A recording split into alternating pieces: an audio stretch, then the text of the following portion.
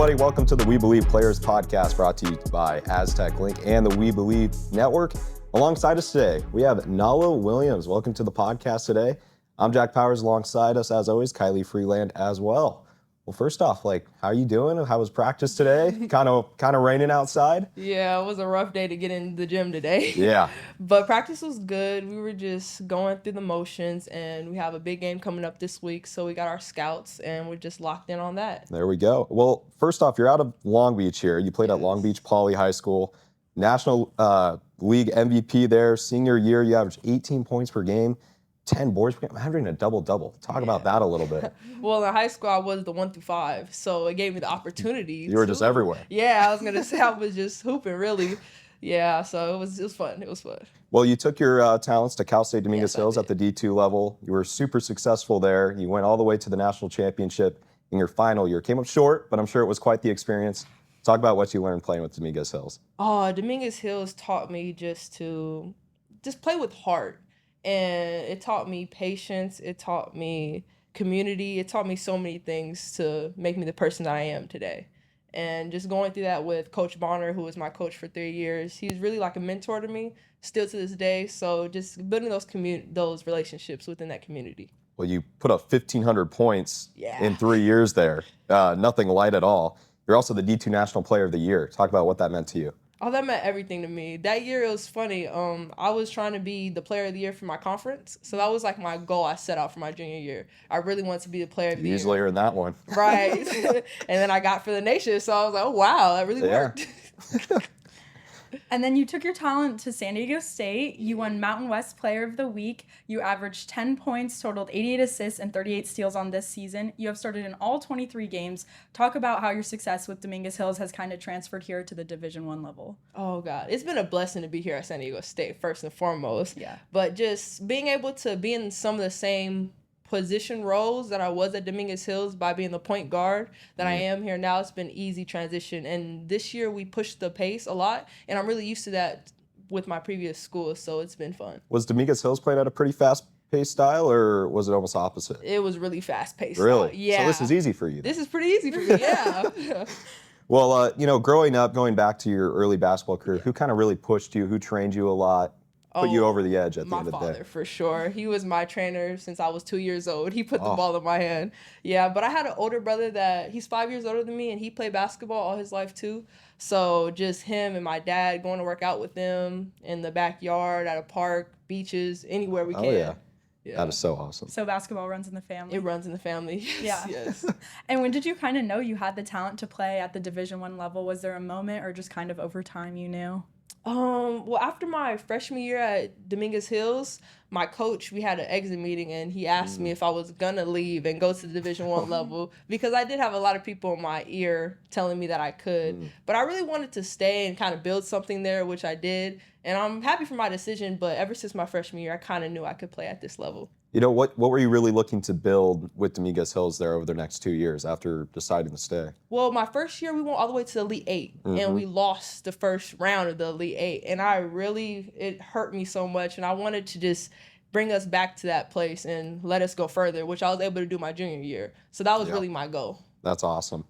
And take us back to the first moment you wore that SDSU jersey. What was going through your head? Do you remember where you were? Oh, my God. I was so nervous. Yeah. I don't remember too much, but I remember just being nervous and just trying to tell myself that I'm capable to be in this position, and the people surrounding me want me to be here, so just ball out. Was there a weird feeling at all transitioning from the Dominguez Hill jersey to an SDSU jersey? Being like, oh my gosh, it was a new jersey. Way, but our colors are the same, so it kind of helped. Yeah, I was going to say the red and black, so it kind of helped with the transition. Made it easy.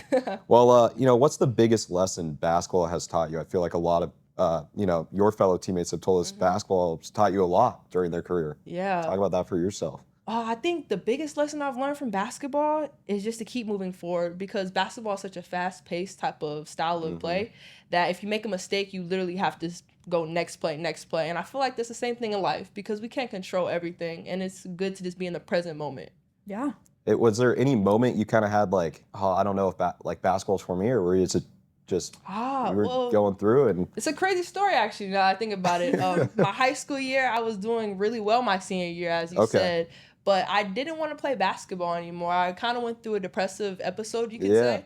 And I didn't know what I wanted to do with my life, and I didn't want to pursue basketball. So I had a lot of colleges reaching out to me, and I told them that, like, don't waste your time. Like, I don't even want to go there or anything like that. So I kind of impacted my recruiting process in a way, in a negative way. Yeah. But later on in my senior year, it was about March, I started calling coaches back because I kind of got my spark back for the love of the game. And Dominguez Hills got back to me, and I was able to go there on a partial scholarship.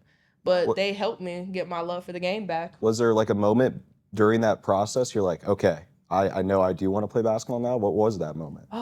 It was honestly a conversation with my family, my father and my mom, and just telling them where I was mentally, and them kind of pushing me because they realized, like, the person that they raised loved basketball, and if I wasn't loving basketball, there was something deeper going on. Yeah. So they kind of pushed me to go in that direction, and I'm so thankful for that. That's so awesome. Yeah.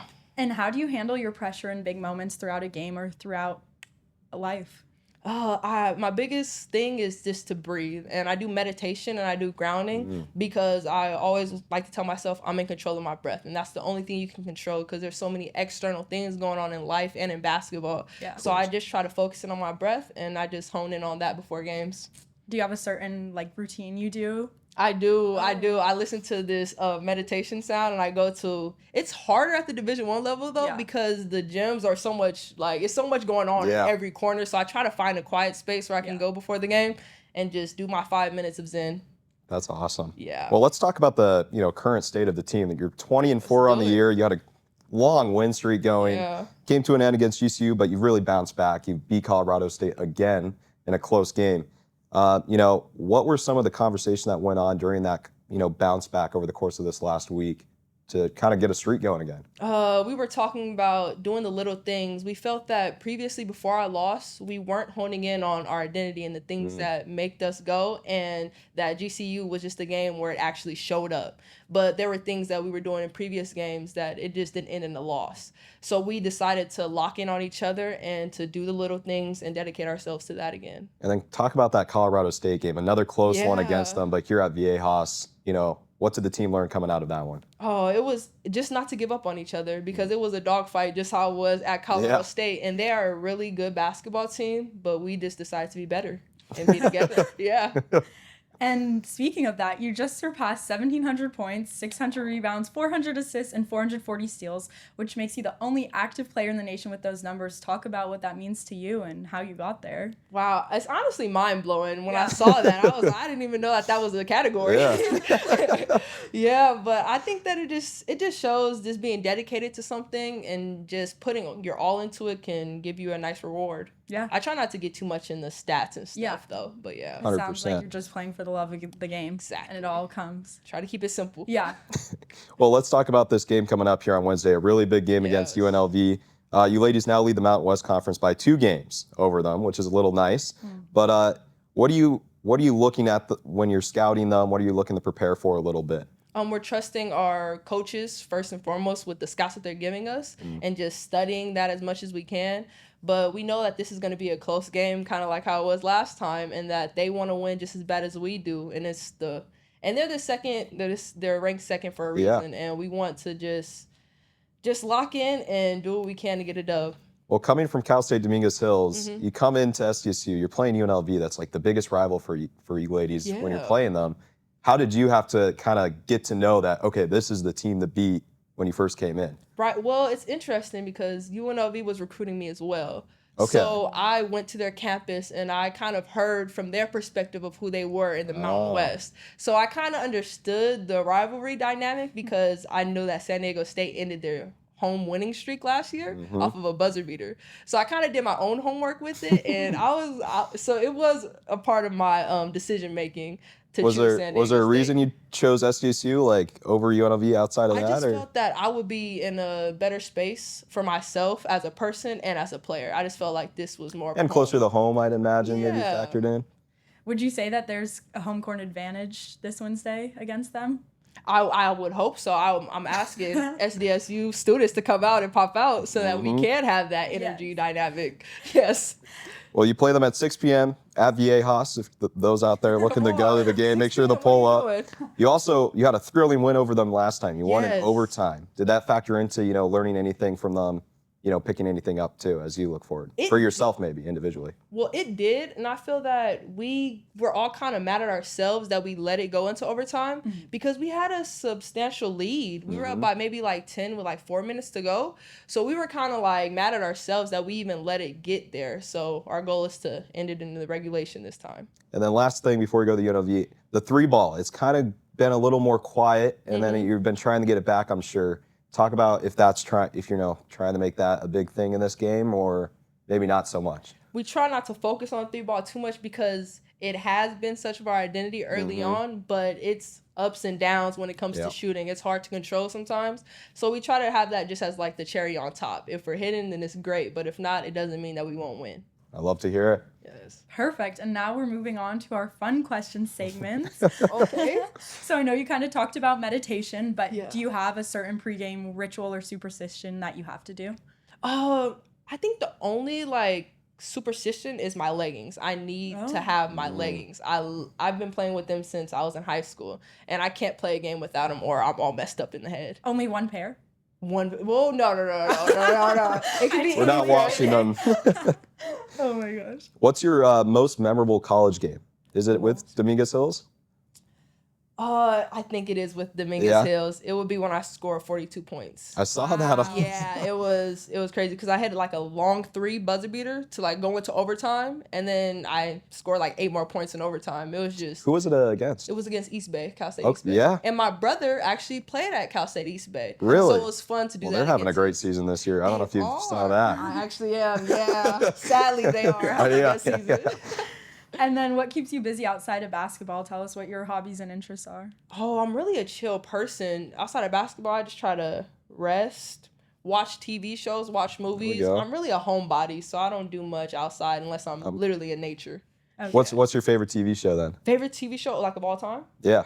Big Bang Theory. Okay. I love the Big Bang Theory. I've never watched that, but I'm... You going through and rewatching seasons? I do rewatch it. I have my own DVDs, actually. I know that sounds so old, but I have my own DVD collection of the seasons for Big Bang That's Theory. like me with Seinfeld, to be honest. Like, really? That's a good one, too. Seinfeld's where it's at. Yep. And if you can take one album and one movie with you to a deserted island for a year, what are you picking? Okay, one album would be The Fall Off by J. Cole. I've been listening to that on repeat recently. And then one movie? Yeah. I love The Best Man Holiday. I don't know if you're familiar with that. Yeah, I'm not really familiar with that. Check it out. Is there a big actor in that one? Or? There's a few big actors. I don't know if you guys know Morris Chestnut, Nia Long, Taye Diggs. It's a few, yeah. What's song from The Fall Off are you listening to right now? I love love song type thing is like Life Sentence, but like song would be Lonely at the Top. Okay. I like that one too. I've been listening to that album recently. Yeah. And then what's your favorite walkout song maybe you've ever had? Or if you were to have a walkout song? I've never had a walkout song, so let me think on this.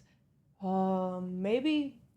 Okay. Would I have to stay with J. Cole? No, I'm gonna go with Kendrick actually. Okay. Man in the Garden. Okay. Kendrick Lamar. It's. Is there a certain part of the song you taken or? Where he says, "I deserve it all." That, and then he goes into what he deserves. You got to figure it out then. I do, kind of. Yeah, we need to do that. And then now we're going to name a teammate segment. Okay. Who has the best playlist on the team? Playlist? I would go Kennedy. Okay. Wow. Kennedy. She was saying that nobody listens to her playlist. Yeah, she literally, I think she said, you're the only person that would know. That's why I was going to say I'm the only one that really knows her taste. And we kind of have very similar tastes, so I would have to go with her. Yeah. Who's most likely to forget their shoes before practice? Ellie. Sorry, Ellie. Was there a moment she did? No, she hasn't. But I think it would be her. It's personality. Yeah. And then who's the best dancer on the team? Best dancer? I'll go with Nay. Okay. I think Nay. Who's the team jokester? Oh, that's Nay too. Makes sense. Who would make the best coach someday? Nat. Okay. Nat. Why is that? Because she has this very serious demeanor about her, and I feel that she would be able to keep her players in order. Who's most likely to go viral? Viral? For good reasons. For good reasons? And then bad. Oh, I'm going to go Caitlin Hamilton on both. Wow. If you could switch lives with one teammate for a day, who would it be? Who would it be? Aubrey, because I want to be that tall. She's like 6'2". See the world from a I want different to see view. the world from up there, yeah. That's so funny. Who's the best dressed on the team? CJ, because we dress the same. So That's the first time we've had. Yeah. yes, Okay. CJ. And then biggest trash talker to round it out. Kennedy Lee. Wow. Kennedy Lee. She did not say Yeah, she herself did not. last week. She's trying to be too. She's not trying to be honest. And then we're going to do this or that. So early morning or late practices? Late. Early morning. Okay. Books or movies? Books. I've just gotten into that. You're just, it's a new hobby? I'm becoming a reader. Yes, and I Okay. love it actually. What book got you into reading? It's called. This book is called. Dang, I have it with me actually. Can I take it? Yeah, Yeah. go for it. Oh, I'm so excited. Yeah. We had a long debate about if No we way. should do books or movies or TV shows and movies. She's like, Yeah. "What books. Books. Yeah. It's called Breaking the Habit of Being Yourself. Oh, So it's I've been Self-improvement. having- Exactly, There a you real go. deep dive into it. okay. I like that. I'll have to check that out. Okay, now TV shows or movies, since I had to have this question in. TV shows. Okay. TV shows. Easier to just kind of binge them. And I was gonna say, I have like commitment to them. It's like I just want to watch something longer. A movie, it's like, dang, what's gonna happen? a after quick 2 hours? story. And it's Exactly. over, yeah. sometimes there's no end to a movie, too. Right. Text or call? Text. I hate calls. Apple Music or Spotify? Apple Music. Yes. There should be no Spotify. Oh, there we go. Sneakers or slides? Slides. Okay. Coffee or energy drinks? Neither. If Staying I away can, from the I'll stay caffeine. away from the caffeine. You're waking up, you're just I'm up and just at 'em. me, energy. Oh, that's good. Defense or offense? Defense. Okay. All those steals. Makes sense. Bus ride or flights? Flights. Just get to the place as quick as you can. Yeah, I don't like flights either though, but I'd rather fly. Okay. Night game or noon game? Night game. Okay. Home jersey or away white? Home jersey. Pancakes or go. waffles? Waffles. Why waffles? They're so much better. It's like a crunch to them. I feel like I love waffles. More texture. Yeah. Sunset or sunrises? Sunset. I like that. I like that. Well, that kind of wraps up our this or that. Our final thing for you is we'd love for you to give a personal message to the NIL donors and subscribers to the We Believe Players podcast of, why you're thankful that you support them. Well, I'm so thankful for you guys. Without you guys, this wouldn't exist. So I'm so grateful to have the space to be a part of this. Thank you. And then if you could just tell fans what they could expect at the game against UNLV and why they should show up. Come show up and give us energy for this big dub we're going to get.